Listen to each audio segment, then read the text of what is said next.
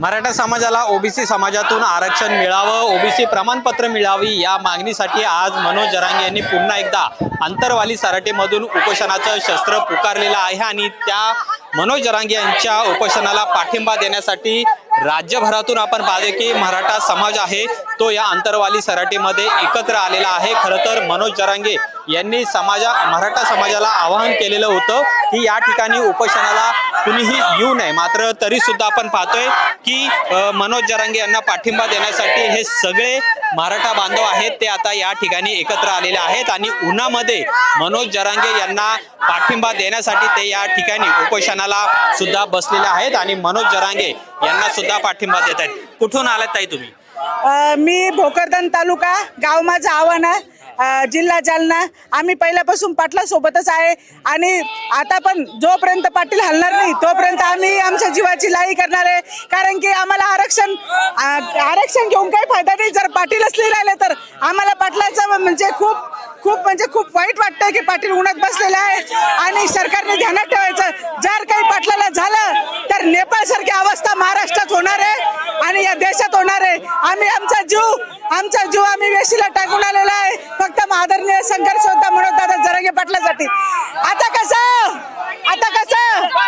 आक्रमक आहेत ते सगळे झालेले पाहायला मिळत आहेत। कुठून आलाय तुम्ही? आम्ही जाफराबाद तालुका खासगाव या गावातून आलेलो आहे आणि माझी शुगर सध्या 260च्या समोर आहे आणि 260च्या समोर असताना मी आज शुगरची गोळी सुद्धा घेतलेली नाही। जर पाटलाच्या जीवाला काही बरं वाईट झालं तर आज इथंही सुद्धा मी आज सर्व जनतेला साक्षी मानून या मराठा साक्षी मानून आज इथंही मी आत्मदानाचा इशारा देतो की जेणेकरून आमच्या पाटलांना कुठल्याही गोष्टीची कमतरता कोणी पडली पाहिजे आणि सरकारला खडेतोड हा इशारा देतो की पाटलाच्या जीवाला धक्का तर सरकारला लागेल बुक्का।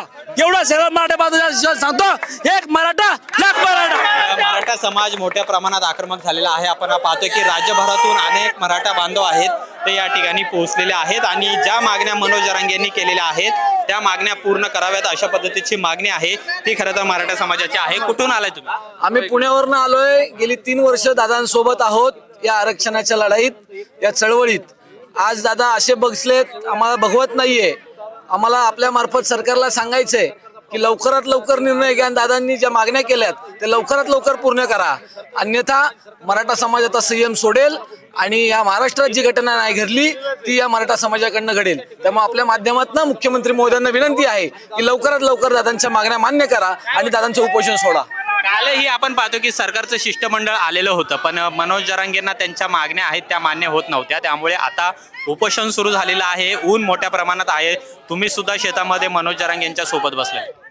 सरकारने गेल्या अनेक वर्षापासून मागण्या सरकारकडे दिलेल्या आहेत, परंतु चालढकलपणा सरकार करतं। परंतु मनोज दादा शेवटच्या श्वासापर्यंत लढणार आहेत। जोपर्यंत सर्व मागण्या पूर्ण होत नाहीत तोपर्यंत मनोज दादा लढणार आहेत। परंतु आमची एक सरकारकडे अपेक्षा की रखरखत्या उन्हामध्ये मनोज दादाला तुम्ही बसून देऊ नका, तुम्ही आज या, काही वेळ द्या, दादा पण वेळ देतील तुम्हाला। परंतु मागण्यावर लेखी जर तुम्ही दिल्या तर दादा विचार करू शकता। त्यामुळे आता तुम्ही विखे पाटलाने आल्यानंतर चालढकलपणा न करता, लबाडी न करता मराठा समाजाच्या मागण्यावर तात्काळ विचार केला गेला पाहिजे। कुठून आलात तुम्ही? आपण पाहतोय राज्यभरातून आलेले आहेत नागरिक, काय म्हणणं आहे? म्हणजे ऊन मोठ्या प्रमाणात आहे, सरकार मात्र मागण्या मान्य तयार होत नाही। हे बघा, गोरगरिबाच्या न्यायासाठी, गोरगरीब मराठ्यांच्या आणि त्यांना न्याय भेटावा ह्या भूमिकेसाठी दादा आज जवळपास 6 कोटी मराठ्यांचं दैवत आणि आमचं आराध्य दैवत आज उन्हामध्ये बसलेलं आहे। खरंच हे आम्हाला पाहवत नाहीये।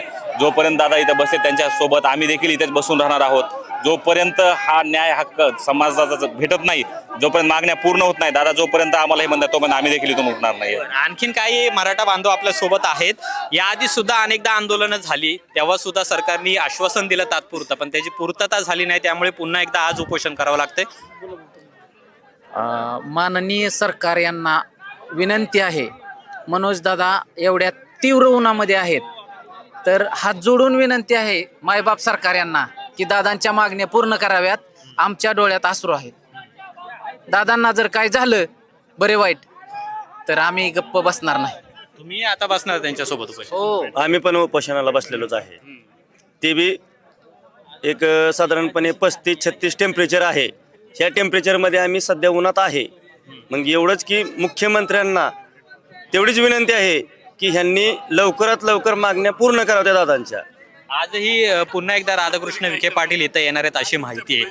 आज तरी तोडगा निघावा असं वाटतंय, निघेल? आम्हाला कळतंय आपल्या माध्यमातूनच काही की शिष्टमंडळ परत पुन्हा एकदा आंतरवली सराटीकडे निघालंय. आम्हाला अपेक्षा आहे आणि विश्वास आहे की नक्कीच सरकार दादांना जास्त वेळ उपोषणाला बसून देणार नाही आणि दादांच्या ज्या मागण्या आहेत ते आजच्या आजच पूर्ण करतील. येत्या 1-2 तासातच हा विषय संपेल अशी आम्हाला 100% अपेक्षा. बाबा कुठून आलाय तुम्ही? नांदेड. वय काय तुमचं? 67. एवढ्या वेळात कशाला उन्हामध्ये बसताय मग? आता काय आमच्या ह्या मागण्यासाठी बसावंच लागते, नाही उन्हाची पर्वा केली तर कसं काय मला. पण मनोज दादांनी आवाहन केलं की तुम्ही उन्हामध्ये येऊ नका किंवा इथं उपोषणाला बसू नका. पण कोणाला घरी बसावं वाटते, असं शक्य आहे का त्यांना सोडून बसणं? शक्य नाही ना. म्हणून हे सगळं लोक तळमळीनं आले. सहकार्य द्यावं लागते, सगळ्यांनी मिळूनच करावं लागते. हे ऊन जास्त आहे, ऊन जास्त लागते, डोक्यावर ऊन आलंय. हा ते तर आहेच. कसं आहे हे सरकारचं कसं व्हायला लागलंय की फक्त निमंत्रण द्यायला लागलेत आणि उपाशी वाट लावायला लागलेत. म्हणजे लबाडाचं निमंत्रण जेवलं त्याच वेळेस खरं असं म्हणतात ते बरोबर त्यांना ते लागू पडावं लागलं. बरोबर आहे का? बरोबर आहे ना. देशातली पहिली घटना आहे आतापर्यंतची. असं उपोषण कोणीही केलं नाही कधी. आहे का तुमच्या माहितीनुसार कधी झालंय का असं उपोषण? करू शकतात कोण? फक्त मनोज दादाच करू शकतात. आणि या सरकारला गुडघ्यावरती फक्त मनोज दादाच आणू शकतात. दादांनी सांगितलंय संयम ठेवा, नाही तर आतापर्यंत मराठ्याच्या पोरांनी मुंबईमध्ये कायच्या काही केलं असतं. दादांनी सांगितलेलं आहे मराठा समाज हा दादा आहे, एकटा दादा आहे मराठा समाज. नाही तर मराठ्याचे पोरं फार रेडे आहेत, हे कुठं पण घुसतात. मुख्यमंत्र्याला माझं एक प्रेमानं सांगणं आहे, मराठ्याचे पोरं आहेत, दादांनी जर सांगितलं घुसा, कुठेही घुसतात कुठेही. मुख्यमंत्र्यांना विनंती आहे, दादांनी सांगितलेलं आहे संयमाने चालू द्या. आता दादांना अशा उन्हात बसवणं मुख्यमंत्र्याला सोपतंय का महाराष्ट्राच्या? आपला छत्रपतींचा महाराष्ट्र आहे, आपण साऱ्या जगाला सांगतो. आणि छत्रपतींचा महाराष्ट्र आहे, साऱ्या जगाला सांगतो. आणि शोभतंय का मुख्यमंत्र्याला दादांना उन्हात बसवायला? आणि या मराठ्यांनी या महाराष्ट्राला काय दिलं नाही, काय दिलं नाही. आणि दादांनी कोणाला नाराज केलं? प्रत्येक समाजाला महाराष्ट्रातल्या दादांनी साथ दिली, दिली का नाही तुमच्या समक्ष? मग का उन्हात? आमचे दादा का उन्हात? हा माझा महाराष्ट्राच्या मुख्यमंत्र्याला सवाल आहे. पण दुसरीकडे आपण पाहतो की सातारा गॅजेट लागू करा असं मनोज दादा जरांगेंचं म्हणणं आहे. पण सरकार म्हणते की जे हैदराबाद गॅजेट आहे तेच न्यायालयाने रद्द ठरवलेलं आहे. जर आता ते सातारा गॅजेट लागू केलं तर ते सुद्धा भविष्यामध्ये रद्द होऊ शकतं. याच्यामध्ये मराठा समाजाचं नुकसान होतं. हा पूर्णतः समितीचा विषय आहे आणि दादा याच्यावर बोललेले पण आहेत काल. आणि आम्ही आत्ताच्या घडीला एवढंच सांगू इच्छितो की ऊन आत्ता तुम्ही पाहताय की 40-42 डिग्री सेल्सिअस वरती आहे आणि प्रचंड प्रत्येकजण तापले. इव्हन तुम्ही मीडियावरची जी बंधू आहेत सगळे घामाझूम झालेले आहेत. आणि आत्ताचा वेळ आहे जवळपास 10:30 वगैरे, अजून तर दुपार व्हायची राहिली. तर एवढंच आम्ही विनंती करतो सरकार, मायबाप सरकारनं, की लवकरात लवकर यावर तोडगा काढावा आणि दादांना याच्यापासून लवकरात हे निर्णय मागे घेण्यासाठी जे काही दादांच्या मागण्या ते मान्य करावे. नक्कीच ऊन वाढते, त्यामुळे लवकरात लवकर यावर तोडगा काढावा आणि मनोज जरांगे यांच्या ज्या मागण्या आहेत त्या सरकारने मान्य कराव्यात, ही मागणी या सगळ्या मराठा समाजाची आहे. आणि त्यामुळे राज्यभरातून अनेक विविध मराठा समाज बांधव आहेत ते या ठिकाणी एकत्र आलेले आहेत. आता कोणत्याही प्रकारे माघार घ्यायची नाही असा पवित्रा या मराठा बांधवांनी घेतलेला आहे. ऊन कितीही वाढव तरी सुद्धा मनोज जरांगे यांच्या सोबतच या शेतामध्ये उपोषणाला बसायचं असा पवित्रा यांनी घेतलेला आहे. त्यामुळे सरकारने कुठेही आंदोलन तीव्र होईल अशा पद्धतीची वाट न बघता ज्या मागण्या मनोज जरांगेंनी घेतलेल्या आहेत, मराठा समाजाला कशा पद्धतीने आरक्षण देता येईल, ओबीसी मधून प्रमाणपत्र कशा पद्धतीने देता येतील, या सगळ्या ज्या मागण्या आहेत त्या तातडीनं मान्य कराव्यात आणि सरकारने हे उपोषण थांबवावं अशा पद्धतीची मागणी आता मराठा समाजाकडून करण्यात येत आहे. बघूया आता सरकार नेमकं यावर आणखीन काय तोडगा काढतं का किंवा काय त्यांच्याकडं पर्याय असू शकतात जेणेकरून आजचं हे मनोज जरांगे यांचं उपोषण आहे ते स्थगित करता यावं, कारण ऊन मोठ्या प्रमाणात आहे आणि शेतामध्येच मनोज जरांगे हे उपोषणाला बसलेले आहेत.